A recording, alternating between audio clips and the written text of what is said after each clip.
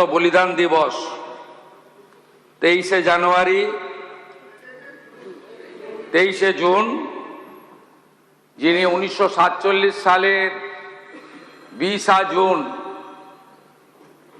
আমাদেরকে ভারত মুক্তি ঘটিয়েছিলেন, ডক্টর শ্যামাপ্রসাদ মুখার্জির আজ আত্মবলিদান দিবস।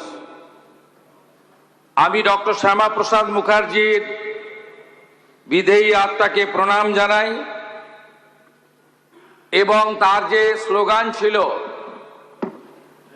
এক দেশ এক প্রধান এক নিশান এক বিধান, তাকে শ্রদ্ধা রেখে যে 370 এবং 35 এর বিরুদ্ধে তার লড়াই ছিল, যা ভারতবর্ষের যশস্বী প্রধানমন্ত্রী নরেন্দ্র মোদীর নেতৃত্বে সেই কালা কানুন থেকে দেশ মুক্তি পেয়েছে, তাকে স্মরণ করে তিমির রাত্রি পোহায়ে মহাসম্পদ তোমারে লবিব সব সম্পদ খোয়ায়ে মৃত্যুরে লব অমৃত করিয়া তোমারও চরণ ছোঁয়ায়ে।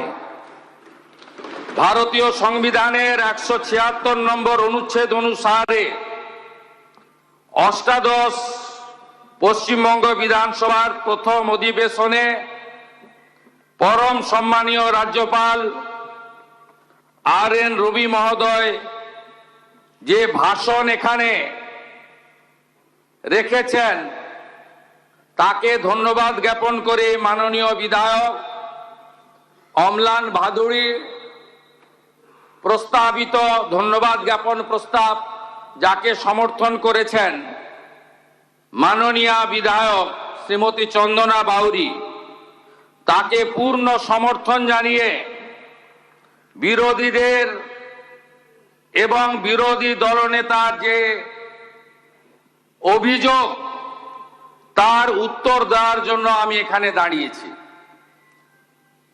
আমরা সারাদিন ব্যাপী এই আলোচনায় অংশগ্রহণ করেছি। 6 ঘন্টা ধরে আলোচনা হয়েছে।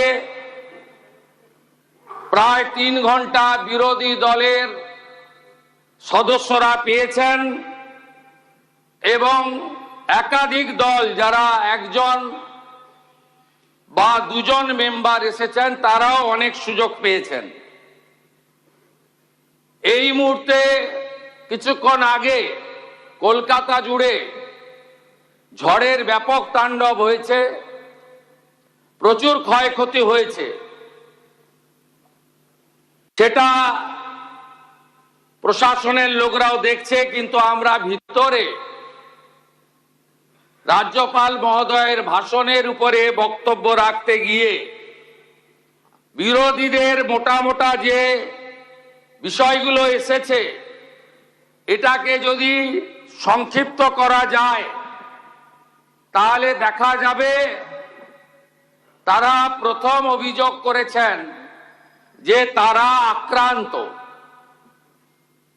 মূলত যে দল 15 বছর রাজত্ব করেছেন তাদের সদস্যরা, বিরোধী দলনেতা সহ, তারা বলেছেন খাপ পঞ্চায়েত, ক্যাঙ্গারু কোর্ট, মিথ্যা মামলা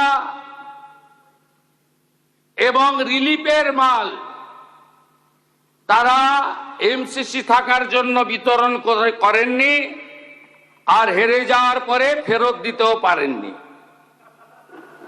আমি মাননীয় বিরোধী দলনেতাকে একটা হিসাব দেব, সেই হিসাবটা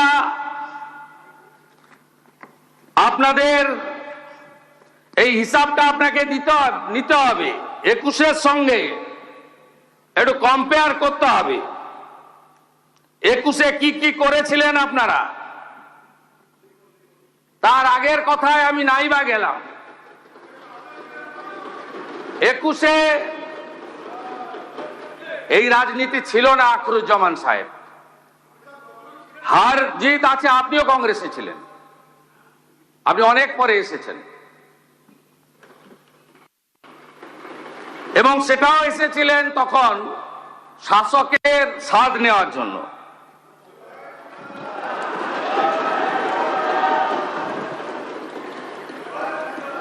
আমি আপনাকে হিসাবটা দেখাচ্ছি যে অত্যাচার আপনারা করেছেন 21-এ, এই অত্যাচার কোন সভ্য দেশে হয় না। আপনারা কাউন্টিং হলের মধ্যে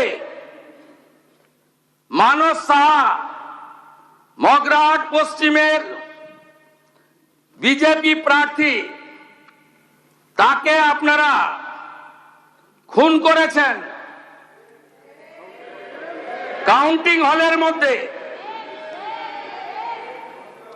আপনারা 1 লক্ষের বেশি ভারতীয় জনতা পার্টির কর্মীদেরকে ঘরছাড়া করেছেন। আপনারা হিসাবটা শুধু দেখলে অবাক হয়ে যাবেন যে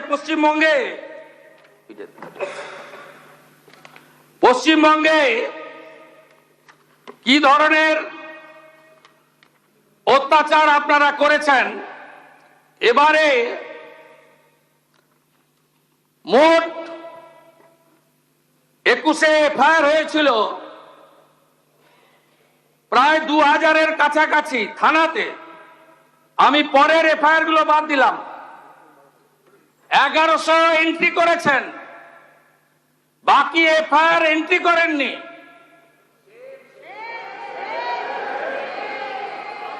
মৃত্যুর সংখ্যা 57, আর এবারে অভিযোগ দিয়েছেন মাত্র 219টা। আর পশ্চিমবঙ্গের পুলিশ এফআইআর করেছে,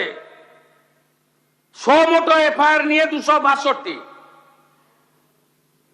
আপনাদের আগে ক্ষমা চাওয়া উচিত যে কাজটা আপনারা করেছেন। একজন সদস্য কালীগঞ্জের,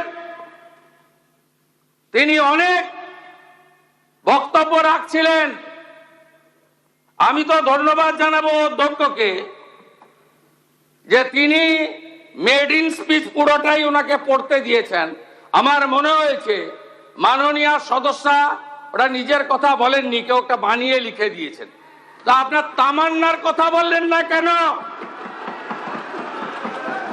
আপনি যেদিন উপনির্বাচনে জিতেছিলেন, আপনার বাহিনী 6 বছরের ছোট্ট শিশু তামান্নাকে খুন করেছিল। তার মা বিচার পায়নি, আমার অফিসে ওয়েট করছে। আমি ডেকেছিলাম 4টের সময়। আপনাদের কাছ থেকে এগুলো শুনতে হবে। আপনি বলছেন গণতন্ত্রের কথা, আমাদের ডাকতেন আপনারা। মুখ্যমন্ত্রী মন্ত্রী তো দূরের কথা, আপনারা ভয়ে থরথর করে কাঁপতেন মন্ত্রীরা। এই মনে হয় দেখে ফেললো।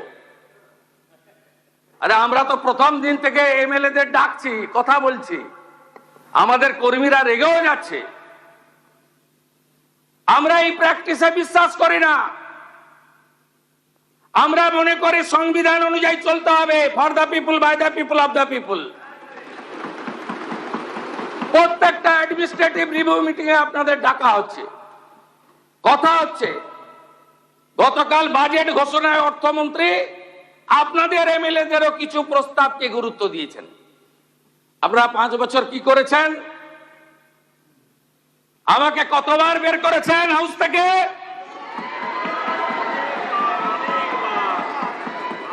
5 বার বের করেছেন। 11.5 মাস বাইরে রেখেছেন। আমি ওখান থেকে দাঁড়ালেই এই বোনেরা সব সামনে এগিয়ে যেতেন, বোনেদের ঢাল তৈরি করা হতো।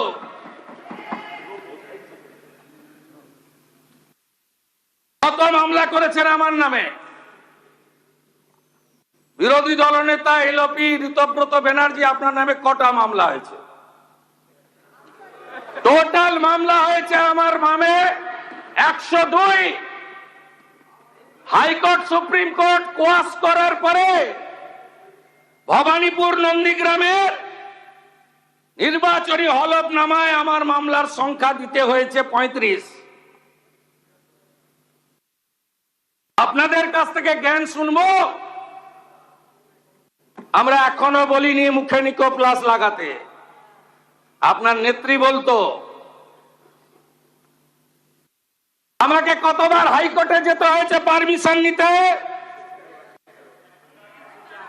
104 বার। আন্দোলন করার জন্য নয়। বাঁকুড়ার কোতলপুর আলু চাষি আত্মহত্যা করেছে, আমি গেছি। দলছুট প্রাক্তন এমএলএ হরকালী প্রতিহার আপনাদের লোক হেরেছে, তার কাছ থেকে জেনে নেবেন। ওখানে আটকেছেন আমাকে। আমাদের দোল পূর্ণিমার আগের দিন হোলিকা দহন হয়। ভবানীপুর বিধানসভায় আমাকে করতে দেননি। রামনবমীর মিছিল করতে দেননি। হনুমান জয়ন্তীর মিছিলে হাঁটতে দেননি। মোথাবাড়িতে ঢুকতে দেননি, হাইকোর্ট করে গেছে। ধুলিয়ানে 10টা হিন্দু গ্রাম লুট করলেন।